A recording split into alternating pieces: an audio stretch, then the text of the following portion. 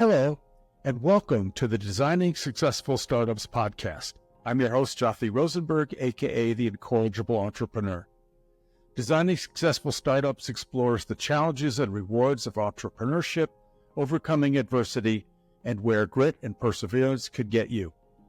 My new book, Tech Startup Toolkit, How to Launch Strong and Exit Big, based on my experiences founding 9 startups, seeks to help early-stage founders avoid the many pitfalls founders can experience. This podcast adds to that stories of many fascinating founders who are my guests. You can see all the episodes of this podcast on my website, jothyrosenberg.com. Also, please follow and rate us at podchaser.com, Designing Successful Startups. Now, let me introduce today's guest, Carl J. Cox. Carl is the CEO and founder of 40 Strategy, Inc.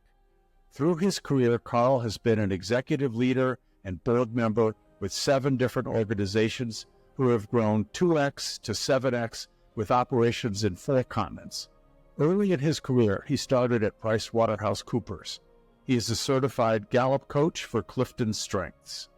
Carl is the author of Lost at CEO, an entrepreneur's guide to strategy, which reached #1 Amazon bestseller in 12 separate categories at launch in May 2023. He is the host of the Measure Success podcast, where he talks with CEOs, authors, and extraordinary achievers about effective strategies that inspire success in business as well as their personal life. Carl is a motivational speaker and sought-after podcast guest to inspire leaders and organizations to think differently about strategy. His company donates 10% of their client net revenues towards charitable organizations. Carl has been married for over 25 years, and they have 4 children. He coached over 20 winning seasons in youth football, basketball, and baseball. Today, Carl enjoys spending time with family and friends, traveling, reading books, and playing golf. He resides in North Plains, Oregon. And here's Carl. How are you, Carl? I'm doing absolutely great. Good to see you again. And I really enjoyed when we were able to get together and have dinner in Boston together. Yeah, it was great to see you back in some of your old haunts, where you, in fact, my first question is related to that. So I think when I'm talking to somebody on Zoom, I'm so curious, where are you calling from and all that. So tell us where you originally came from and where you live now. Okay, so for those who live or are familiar with the Boston area, first of all, you never say you're from Boston. You say you're from your local hometown. But if you're from where I'm from, you typically don't say it. But where I'm from is Lynn. And so Lynn, the city of sin, you never come out the same way you came in. It was a tough town, still a tough town now. Best thing my mom ever did, she got us out of there. We would kind of escape, so to speak, in the tough time back a long time ago in 1980. And she took us out to a little suburb out in this quiet little town outside of Portland, Oregon. And been there really honestly ever since. It's been a wonderful place to grow up, to get married my high school sweetheart. And I've been able to do my businesses. But what's been great is I've been able to serve and work in clients in 4 different continents. My clients are national today. I love traveling around and being there, but I feel like I have 2 homes. Just to let you know, I'm still a Red Sox fan, Bruins fan, Celtics. I technically am a Blazers fan, but they don't even have a team these days. And of course, Patriots fan. So those are my love. And so my heart is still back in Boston, but I've lived in Oregon a long time. So I looked on a map where your town is, and so it's actually a little further out than Beaverton. So you're over the hill from Portland.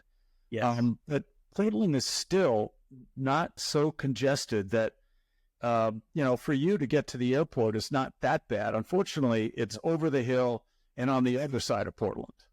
Oh yeah, it's pretty easy. It's typically, if there's no traffic, like if it's a really early flight, it's a 35-minute drive. But I'm in North Plains, is the little town, what it's called, and it's just almost 3,000 people. It's right near Hillsboro, Oregon, for those who are familiar with that area.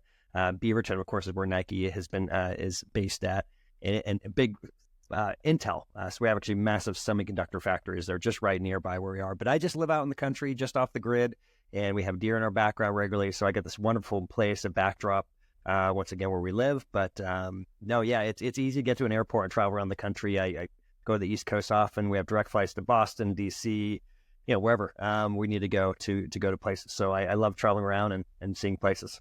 I don't know if I told you this, but I did 2 of my 9 startups were in Portland. Actually, they were, one was in Portland itself and one was in Beaverton. And I still lived here. I just commuted there. And they did not have a direct flight. They did not have a direct flight from Boston. Now that's tough, what you just described there, because that really, that hammers your day. You have a full travel day. When at least you get in, you get that 9 hour, basically it's a 6-hour flight if it's direct, and it's not so bad, 5.5, 6. And so, but yeah, if you go 2 flights, it's 8, 9, 10 hours. No, I didn't do it back and forth in the same day. I would go out on a Monday and then I would stay for 2 weeks and then I would fly home on a Friday and then stay in Boston for that next week. I did that for 2 years and it was tough. Wow. Yeah. That is what you do, right? I mean, so speaking of what you do, you've got this, you built this company called 30 Strategy based on your books and your podcast. And so talk about the need you saw and sort of what you are doing to fill that need. Jothy, like you, I'm an entrepreneur. I've been really fortunate to be a part of multiple different companies throughout my career. I started out as a bean counter many years ago in a CPA and was with several private companies, with a publicly traded company. And but in my career, I've been with 7 different companies. I've at least gone from 2x to 7x in size. And so I've had this really amazing experience. Now, what surprised me, this is the surprise, what I didn't know, is I ended up so I was fortunate. I became a CFO by the age of 30. And actually, I thought, by the way, I'm not sure if I told you the story, but I actually thought I was going to coach high school football and teach history. And just like literally, no kidding, I was just asked to coach high school football again, like just yesterday. And so this is like my heart and my passion, because football saved me. Remember, I talked about that hard upbringing. Well, it was still hard when I was growing up. We grew up very poor. Football was the one thing that kind of kept me sane. And so I had this passion to give back. I've coached many years in youth sports. But all that being said, I went up, became CFO. Jothy, I didn't know what strategy was. Even though I was a CFO at the age of 30, I'd spent all my time just understanding numbers, right? A language of business. But I didn't understand how to make business better necessarily. And so I started getting taught how to do strategy. I was Fortune 500 executives were teaching me in these smaller companies, meaning under 100 million. And so I had this great experience. And they said, hey, Carl, we know you want to become this teacher in high school, teach, but if you do that, we're not going to invest in you. So I had this really cool opportunity where I said, I had to give up my dream of coaching at the time, full time. But I ended up going forward and I said, hey, Carl, can you solve IT for us? I said, sure. And so we solved this IT problem. And by the way, I'm not an IT guy. And the next thing they said, can you help out with technical support? We fixed technical support. You give me a hammer, I'm going to break that nail. I am not the type of person who's going to fix the pipe, plumbing, things in my home. I have to call someone to get it fixed. But we fixed the departmental issues that were going on. Next thing they said, Carl, can you help set up distribution centers in Europe? I was like, sure, let's give it a shot. So I set up several different distribution centers in Western Europe. After that, just kept on getting opportunity after opportunity, and we were doing strategic planning through this. The next company I was with grew from 70 employees to 450 employees in 3 years. Same thing, really good at strategic planning execution. My next company we founded the U.S. office for a company called Cascade Strategy. And this was my big surprise moment. I thought everybody knew strategy and execution. Well, I found out that 90% of strategic plans fail. And we could actually see the data. We could see how bad people were at it. And so out of survival, of trying to keep our clients on our software, I started giving free consulting advice. And after giving this free consulting advice, I started traveling around the U.S., traveling a little bit in the Caribbean, helping our clients. And eventually I said, hey, Carl, the CEO out of Australia said, hey, Carl, why don't you open up our U.S. global consulting business? Well, I haven't mentioned I got 4 kids. 3 of the 4 have been in play college sports. And I was like, I don't want to miss high school, college sports. I don't want to miss all that. So I politely declined, opened up 40 Strategy. 40 Strategy is called that because most organizations spend about 2% of their time on strategy, i.e. about 40 hours per year. The concept is hire 40 Strategy to help you design your strategic plan of where you want to go. And we also help keep people accountable to actually get it done. So instead of being only having 90% failure rate, our clients have a 90% success rate. So you've got a lot of passion about the struggles that CEOs have. I could tell from just the short amount of time that we've known each other. So I bet you have some stories about some CEOs and the struggles, and so maybe you tell us one that you think would be illustrative of your point. Great. Yeah. Wow. That's one of my favorite things when so Lost a CEO, our book, it's a written in a way where it's a story, right? It's a story about this entrepreneur and getting through his challenges and struggles. But I'll give you a real life story. It was really interesting. Somebody had actually read my book, Jothy, and because it talks about the struggles of being a husband, of being a parent, of managing a company of growth, of managing investors, right? Managing employees. It talks about all these challenges. And the CEO, he reads the book and he gets back to me and said, Carl, we only met for like 4 hours, but how did you write this book about me? Right? He was he felt like it was about him. And so, but I'll give you an example of what I call a classic CEO struggle. A classic CEO struggle is they think that most CEOs I know are wonderful, are amazing human beings. What I mean by that is they care about creating a great product or service for what they're trying to do. And they want to provide a great place of employment. Like most of my experience are typically they actually care about their team and their staff and the management that they have. But the part that they learn at some part of their career is they aren't told the truth. Let me explain that. If you think about it, right, every employee who's employed by a CEO, if they feel like they tell them the whole truth, they might feel like their job is at risk, right? And as a result of that, they might not give you full transparency. When I experienced this for the first time is when I remember I elevated to CEO position. And I used to say this dumb joke as an accounting manager and as a controller and as a CFO. And then finally I became a CEO. And all of a sudden I remember saying the same joke that nobody laughed at. And all of a sudden everybody laughed out loud. Same joke, right? What that means is that those who were listening were changed the way they thought and talked to me because of the position or role I was at. And at the end of the day, my employment for them was giving them, the ability to pay for their rent, their mortgage, et cetera, through their hard work and services. This is the hard part of being a CEO, is that you're alone. You're on an island. That's why the book is called Lost at CEO, An Entrepreneur's Guide to Strategies. The concept around this is that you need somebody else from the outside to help you can bounce off the ideas and be more transparent with, right? Because you even though you're trying to do everything right, you're not going to get fully the information back. And also we get caught up and are in the business. We don't focus on being on the business, right? And so I'll give you an example of one client I had. He came in, and this is a story of a company. He came in, CEO, he came into a company because it was struggling. 5 years it hadn't grown, Jothy. 5 years. And this was a first time CEO position for him. And he was concerned, and there was investors. And I told him, I said, Don, and you could read about it, he'd be happy to tell you about it. I said, Don, you need to do one thing, is be yourself. Don't try to be anybody else. Be who you are.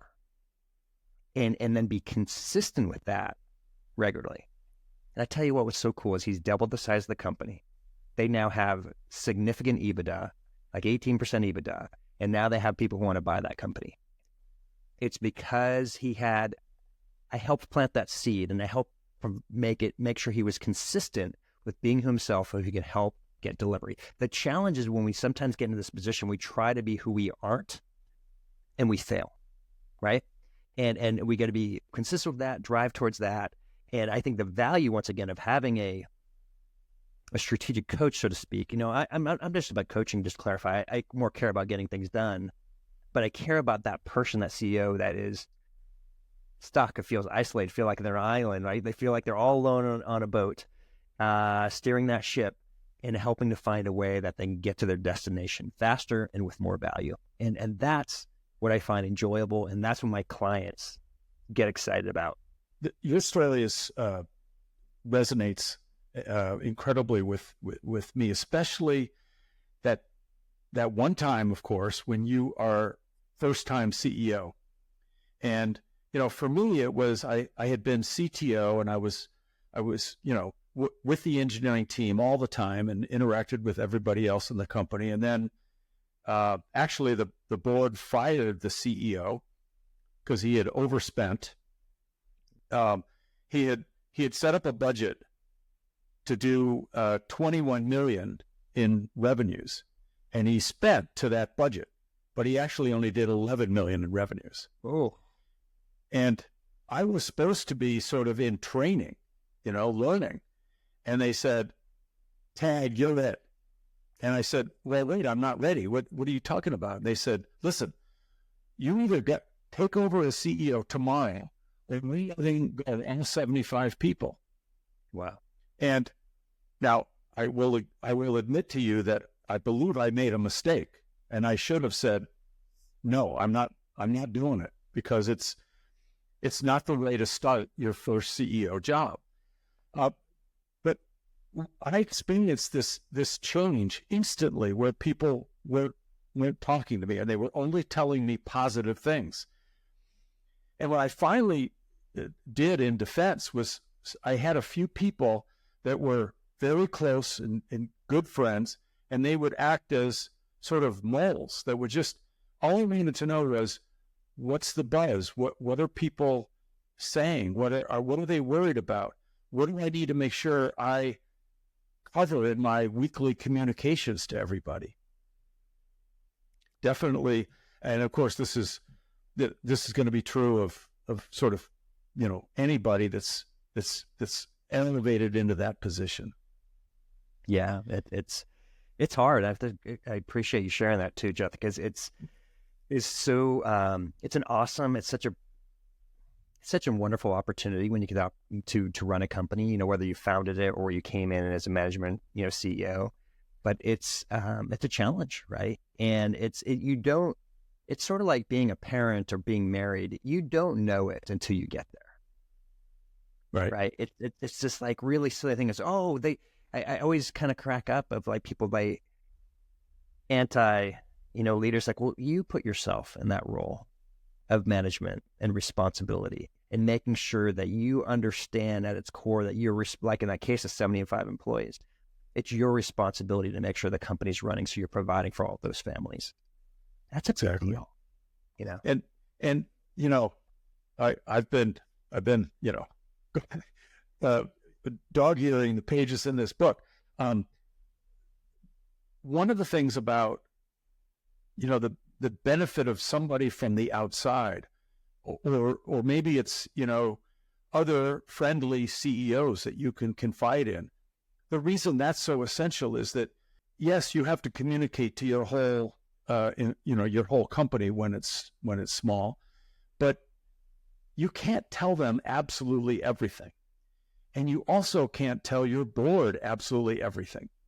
And so, I tend to, then default to telling my golden retriever, but he never talks back. He never gives me any advice. So I started having a CEO kind of silence, once a month meeting over, there was this wonderful Museum of Science over the river in Boston. And we would get up there, and it's an awe-inspiring place. And it's also great to just sit around with other CEOs who have committed to keep your secrets secret.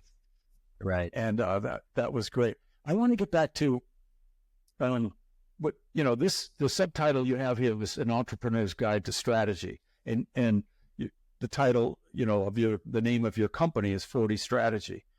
And you've talked about how most CEOs spend 30 hours a year on strategy. But tell us why you think strategy. What is strategy? What is so important about it? Why is this the basis of your current existence? Well, let's go to the ship metaphor, if you may, right? You have a big ship, and let's say that ship is your company, and that ship has a little rudder at the back. That's literally, if you turn it one direction or another, that little tiny rudder, which weighs just a tiny fraction of the whole boat size, moves that boat in one direction or another. And if you don't turn that or put it in the right direction, you're going to go around in circles. You're just going to, the problem we have is when you are a CEO of business, you're caught in the business with your day-to-day, serving your clients, managing your suppliers, dealing with employees. That's your reality. It's hard to pull up and make sure your rudder is going to the destination of where you intend. And that's my premise, is I want to make sure that every company's not just, every CEO, every company is not just floundering, but they're going somewhere with a purpose. And that doesn't have to be an exit, by the way. Your expertise is turning around companies and help exiting them. But it's a pretty cool thing to have an oil well, meaning to have something that's generating consistent cash flow for your family and for your employees. Like, that's a pretty cool thing too. But the only way you get there is you have to de-risk your company. You have to de-risk it. So first of all, let's pull back to its core. Strategy, really simply, is coming up with a plan on how to go from A to B. Let's demystify it. That's it. A strategic plan is a collection of strategies to get to your objective, to get to where you want to go. And I use the term destination because most people fail at goals. The concept is, what is it? 4 or 5% success rate on New Year's resolutions. So it's lower, and in some cases higher, but it's really low, right? Your chances are really low. Most people think of goals and like, oh, it's a goal, meaning it's not necessarily where you intend to go. It's your goal. But if you say I'm going to a destination, if you go on an airplane, like we talked about going from Portland to Boston, you expect to arrive on that plane, right? You expect to arrive on that plane and land in Boston. That's the mindset you should have of your destination, your company. And what our process does, we call it Captain Strategy Methodology. It's an acronym, 7 different key areas. If you do all 7 of those, you're highly likely to be successful. The problem is, Jothy, why I got into this is I've been involved in so many strategic facilitations in my career. And I have 2 whiteboards next to me, and I love whiteboards. I love them. I love coming up with ideas and talking through things. But they're clean. Yes, well, the back one is not the side one here. I like to get the back one, but the one on the side is not. And what the problem is, this is the whiteboard is an idea, but it's not a plan to get there. It's not what everybody in the organization has to do to execute to get it done. Now, what I'm really excited about is something just this year that we've uncovered. And man, I wish I knew about this 20 years ago. You'll get all this stuff I'm about to say here. One of the biggest challenges with a company is, right, 90% of a business owner's wealth is tied up in their company. A typical business owner, 90%. Okay, that's a lot. So the value of your company matters, right? So there's 2 ways to increase the value of your company. Increase your EBITDA, earnings before interest, tax, depreciation, amortization, i.e. net profits. And the second thing is to increase your multiple. So EBITDA times multiple is equal to your value of your company. The problem is most people look at the internet and they think it's a fixed number, right? They go, oh, I have a 3x multiple, I have a 4x multiple, I have a 7x multiple. The problem is that's not true. The reason why the multiple changes is because of risk. See, most people, when they do strategic planning, they do this old process that's been around since the 60s. It's called the SWOT. Strengths, weaknesses, opportunities, and threats. The problem with SWOT is it's typically not data driven. It's usually opinions, open opinions about what they feel they're good at and what they feel they're not good at, meaning the strengths and weaknesses. Like, for example, we have great people. How helpful is that? It's like not. You can't do anything with got great people. But what can you say is your executive team, is your leadership team. Here, let me get to the point of this. As you as a CEO, can you leave the company for 2 weeks and not touch an email? And is the company still running without you? Right? This is what I'm talking about. That's what I'm talking about when you have risk or don't have risk. People want to buy a company that can run effectively without you. What these $4 million strategies, this whole concept is, most companies have a 57% decrease in value compared to what they could be worth. Like a typical $1 million EBITDA will get 3x multiple, maybe be worth $3 million. But what if you get to be worth $7 million? Think of that difference in retirement, right? $3 million, and let's assume 50% after tax, $1.5 million is all you get. And that's not bad, but that's not great. But if you have a $7 million company and you get $3.5 million, that's a big difference in your retirement, right? That's what part of what we're trying to do is we care about the success of a company and everything around it and what they're trying to do. But we also want to make sure that business owner's wealth is maximized. And so we use this $4 million strategy method within our captain strategy execution process to help make sure that these ideas are monetized, because we actually now can monetize the return on investment on working on risk. I've never been able to do that in my entire career, and we now have software that can assess this and do this. It's the biggest game changer. It's so exciting, and we've been talking about this with so many people recently, sharing the good news, and it's like, it's amazing, and we guarantee returns on this. I hope you could tell people who are listening to this, I'm like so excited about what we're doing today, because I'm a data-driven guy, and I go back to our traditional SWOT process analysis is all opinion. Now we have metrics and data to compare to the market versus what an assessment should be for risk in your business. And now we can monetize what the worth of that is and decide what to do. It's been an absolute game changer to make strategic plans actually so much more worthwhile. Have you been trying this out on real startups, real small startups? Yeah, yes. The short answer is yes. We are using it with companies from startup all the way up to 200 million, I guess, in size. I think is the size of companies that we've been evaluating this. And obviously each company is at a different stage, that we talk with this assessment with, but they all have the same reaction, which is, oh my gosh, now I know what's wrong for my company, and now I want to fix this. It's once again, it's so different than the traditional SWOT, which is just like you come with an idea, it's already your own opinion. This is like based on data and the market and companies in your industry where we're comparing it against. It's such a game changer. And yes, it does apply for startups. It applies for any organization, honestly. Obviously, the key is here, and I'm saying this, you can't fix all the risk, right? That's almost impossible. But if you focus on the top 3, you can get 25% of your value back. If you focus on the top 8, you typically get 50% of your value back. That's a powerful value. Amazing, and I think I want to try it. So one of the biggest hurdles, as you think about a startup, founder, idea, builds a prototype, gets a lighthouse customer, figures out minimum viable product. And the next, big thing is product market fit. And then right after that is, okay, I believe I have product market fit. And now I need a go-to-market. The next word is strategy. That's right. And that is a strategy that fits your definition of strategy.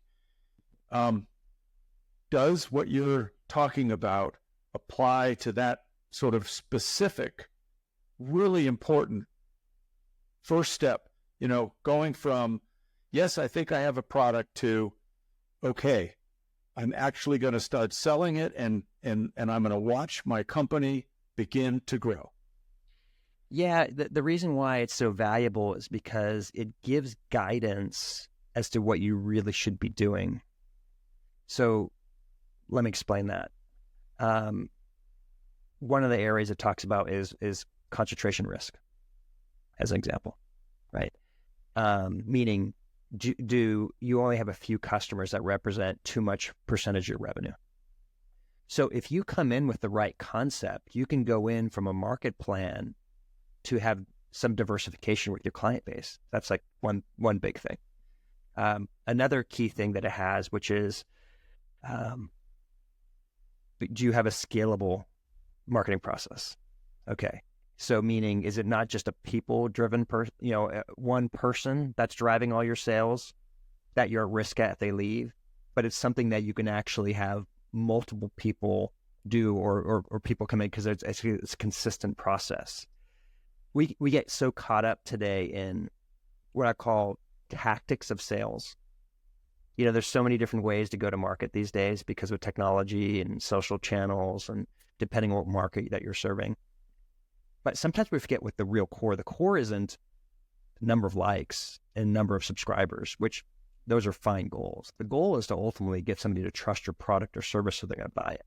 What this risk matrix does gets to the core of what you're trying to accomplish rather than just focus on vanity metrics, right? Vanity metrics are not measured in this risk matrix. We don't care about how many users have, but we do care about is, have you created a moat in your business, right? Do you have IP? That's like another one of the things it talks about, Jothy, is, hey, do you have IP? Can somebody else copy your product? Do you have patents behind it? Do you have legal documentation, right? It goes through 40 different key steps. And when you have it done, and this is something that's important I want to share. Some people will say, oh, well, I'm just going to have my investment banker work on that. It's too late. Let me just explain this. When you have a date with someone, that first date matters. That first impression matters. And they're going to view you in the eyes of that first moment. They're going to make a decision about who you are, what you're like, etc. The investment banker, despite their wisdom and their intelligence, are going to make a determination of who you are based on the original meeting and original questions that they ask. You can't fix it after that fact. They've already made a decision, and everything they talk with potential suitors is going to be based on that frame of reference. So the key is to fix things before you hire the investment banker. Do the things now. And so when they come in at that date, they know that date's legit. They know that you have your stuff put together. You have your story, you have your plan, you have your marketable processes. Once again, the value is, this strategy thing comes into it. What you'll appreciate this. We put this with one 4-time operator. Like, you're amazing that you've done 9, by the way. That's like so uncommon. I recently was with a guy who's a 4-time PE operator. We put the tool through him. And he said, Carl, this is so amazing because I'd always known intuitively what it takes to de-risk a business, but I never had a dollar amount to focus on. So now I could tell my management team, by working on this, we're going to get Y return, as opposed to just get it done, right? We need to get it done before we sell. Now I can say, by doing this, we're going to increase the value by Y more. Such a more powerful, right, discussion, especially when you have people on your team that have equity opportunity when you're getting to sell it, because like, oh, this matters. This isn't just a want to do. This is like, we need to do it. Right. All right. I want to talk a little bit about how to convey what you and me too have learned, and how to we've chosen to convey it to the world. Because right in your introduction, you call this book a fable, or a set of fables. And I just happened to use the word anecdotes. And I said to, when I first pitched it to the publisher, this is 31 anecdotes. And we both said almost in the same words that a business book that says, okay, do A, B, and C. And, they're very didactic and prescriptive. And first of all, those are hard to read. You fall asleep. And second of all, it's hard to turn that into something that you learn. People who read business books tend to be pretty intelligent people. And so they don't need the 1, 2, 3. They need, here's a situation, here's what you want to happen, but here's what happened to me. And you and I ended up, we didn't know each other, and we wrote the same kind of thing, and we believe that the business book world needs a different approach. Can you say some more about that? Yeah, I'd be happy to, and I'll share with you what I didn't share earlier. When I first wrote my book, I was going to write it like the traditional book. It was called originally The 7 Cells of Success, and I was going to say, hey, here's the 7 principles, and you need to do it. That was going to be basically my book. And oh boy, I was so excited. I saw it go right direction, but then I stopped, and I was just like, would I want to read this? And secondly, just like you said, we have smart readers. We people who are reading. By the way, if you're not a big reader, become a reader or become an audiobook listener. It's such an important part of what you can do to help grow. Being a great, as Zig Ziglar said, be a great leader. You should become a great reader, right? And wait, who said that? Zig Ziglar did. Oh, and yeah, it's just I love the comment they made there. But why? So I changed it to this fable, and one of the books that had the biggest impact on my life was a book called The Goal by Elijah Goldratt. And he shared this fable of the story. And by the way, I read this when I was at the University of Washington Advanced Cost Accounting course. And this consultant adjunct professor, after I was all excited about advanced cost accounting, he gave me the book and he said, I need you to unlearn everything that I've taught you. Read this book. Okay. And really it changed who I was as a CFO. And to this day, I think differently because of that one book. But what that one book did is this fable, the story, I helped come up with the ideas and apply it to myself as of being just told what to do. It was so much more powerful because this is the key. This is the key here. Facts are interesting. Facts are our friends. But emotion drives change. Stories drive change. That's what gets us to move. And so that's why I changed the book into a story, because I want them to feel the pain. I loved it when that CEO told me, Carl, how did you write this book about me? Because it creates change. And the other thing is that, all of human evolution from the very beginning, once we could communicate, was about stories. And before we could write, before, everything was handed down in terms of stories. And so, when you go to listen to somebody give a presentation, if they do it in terms of telling stories, you get it, you're there, you pay attention. If they put up a whole bunch of charts and graphs, sorry, if CFO, but I have a feeling that you don't give presentations like the traditional CFO anymore. But I try not to. And I came up originally being an academic because I was a professor at Duke for 5 years, and they're not that good at telling stories. And then I had to kind of do a complete shift. And by the way, one of the things that's helped me is that if I'm doing a serious, if I'm giving a presentation that I consider really important, I don't use PowerPoint. I use Prezi, because it's all about making it into a story. And, it helps make sure you don't put 50 lines of text for people to gag on. Everybody I know who's involved with startups, this is just a truism, has grit. And I'd like to know where you think your grit has come from.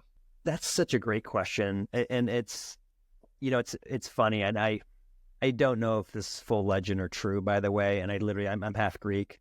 And somebody had told me that our roots come from Sparta, and so there's actually Spartan in us. And so maybe it is. But I could tell you this, we have some really cool things in our family. I grew up with, despite a lot of challenges, we had the ability to get through some really interesting hardships. My mom was one of the first pile drivers in the state of Oregon in the early 80s. So she was working on bridges. And that was very uncommon, to have something like that. And so that was really interesting. I mean, to have the courage to go across the country when you didn't know anyone with 4 kids, right? That's something, that was courageous.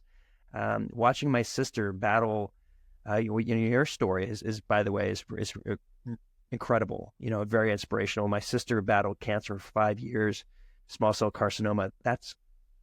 It's courageous. It's like if they can do it, it's like, well, I can do it, right? And so I remember being a young kid. I told you football was such a big part of my life. It got me out of trouble. I was getting in trouble at a really young age, and so I was drinking in 7th grade. We're getting into the liquor cabinet of our parents' stuff. Not good. These are not good habits at a young age, and so I was doing that, and fortunately, football and actually literally next door neighbor ended up winning the state high school championship for the same school I was with, and ended up going on to win the University of Washington national championship and win to play in the professional football. And he was my neighbor, and so I had this person to follow. And I remember I was like, and I'm a small guy. I'm only 5'8". I'm pretty, especially back then, I was really skinny. And it's like, how am I going to play football? And so I remember riding my bike. This was a long way back then, 2 miles to go into his garage to lift weights. Like who does? He stopped, by the way, he stopped working out with me, and I would still go and work out in his garage when he wouldn't wake up in the morning. I can't explain that, very much of why, but I do know this is when I believe I'm supposed to be somewhere, I'm going to do whatever it takes to get there. And so that's like with my business today. But you're right. If you don't have grit, if you don't have the willingness to go through challenges, you won't get to the destination that you have the ability to get to. And, once again, I wanted to say this out of absolute, humility. I mean, your story is, pales in comparison. I got, I could throw in a bunch of different things. Like one of the most remarkable things happened to me is when I started this company, my appendix burst. And I was halfway between Portland and Seattle, and I went to a hotel at 2 p.m. You never go into a hotel between Portland and Seattle. It's a 3-hour drive. And I went into it, checked in at 2 p.m. And then finally at 2 a.m. after being sick every hour, I was like, I should probably go to the hospital, which is not rare. But I ended up finding out my appendix burst, had an NG tube down my throat for 4 days. It was for me, it was a very traumatic event. And then through that, I said, well, that's literally how we helped get connected. Through that, I said, well, I'm going to do 3 things because life is short. I'm going to write a book. I'm going to do a podcast. I'm going to run a marathon. It's interesting how that hardship helped me to do 3 things that I never thought I was going to do.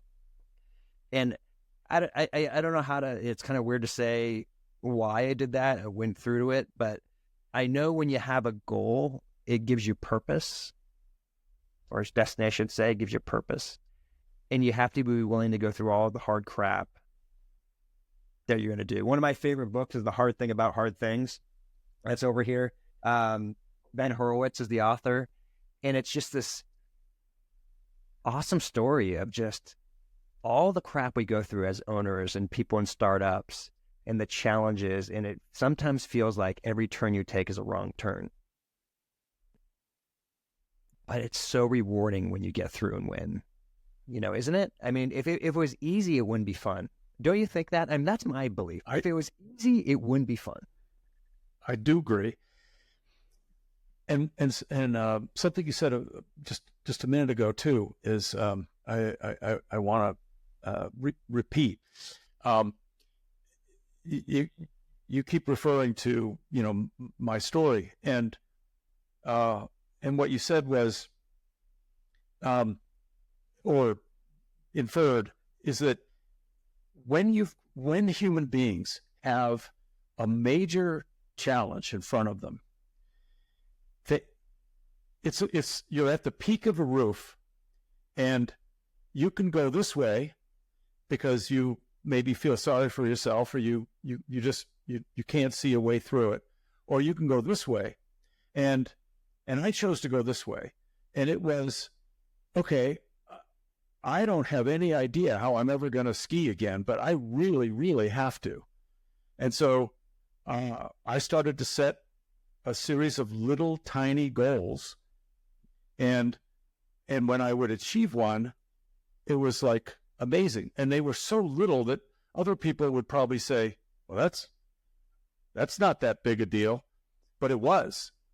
And by the end, and it took 3 years, but by the end, I'd gone from everybody saying, you're not growing, you can't ski, to, I'm sorry, but I'm going to fly by you on the mountain, and I'll see you at the bottom, and that can translate. If this is why I think almost everybody who I ask about grit has some story about difficulty, hardship, family situation, something that they had to deal with. And it is really hard to find anybody who's an adult who hasn't had that. I don't care if it's something physical or emotional or but something. And the fact, and I think we're just wired this way, that if you have to deal with that, you are going to build up, that necessary scar tissue that's going to help you be strong in all of the situations in your life. And that includes if you're going to be doing a startup. Yeah. You have to, do what it takes, but at the same time, you don't want to lose your soul in the process. Right. Right. That's I just want to add with it's like, we've been fortunate to have families and, connections and relationships, and it's tough stuff. I mean, it's tough stuff when you go through, these things, and it's every day you come home, it's not a happy day, right? Because you have these challenges, and sometimes we bring that home and vice versa, right? A hard day at home, bring it to work. But once again, you got to look up and go, hey, there's a bigger purpose. And I loved when you talk about those little things, those little wins. It's amazing. Those little wins along the way is what can give us the fuel, right? To being willing to tackle, and the confidence to go to the next thing, because it's amazing of how many times, we'll go to baseball analogy, right? And I love, the baseball, right? A 300 hitter is an all-star. That's 3 out of 10 times that they're hitting the ball and getting in play, right? And that's not very good, right? But in baseball, it's extraordinary. And that's more the close to the reality in business, right? You don't win every single time, but you never hit the ball if you don't swing. Hey, one last question. Speaking of sports and you playing football at 5'8", what position did you play? I was cornerback and wide receiver. So you're fast. It's funny. I had decent speed, but in football, I loved to hit. I enjoyed that. I enjoyed hitting. And what I found was there was often people who had necessarily better foot speed, but I wanted to go through people. And when you have that mentality in football, you don't hesitate. And that's what's different about that game. Actually, I would say it's true for so many sports, is you have to be willing to go and not think. but you're not thinking because you've gone through it technically and had a habit. You've done it 50 times in practice, right? You know, when something happens, you're going to react in that way. And yeah, that's what I played. And it was really cool because both of my boys, both were defensive backs in college football. And now I have my youngest, and she's even shorter. She's 5'2", and she's now playing soccer at TCU. And it's been really fortunate. My oldest actually was a volleyball player. Anyways, we're very fortunate that we've had the grit. And once again, maybe it's that Spartan blood. I don't know if it is or it isn't, but I'm very grateful that we've had opportunities to play and compete. And there's something about sport that I'm such a believer in, having our kids play it. And it's not necessarily to win, but it's the process of becoming a winner. And we can apply that process to anything. That's a great note to end on. This has been a real pleasure to have you on, Carl.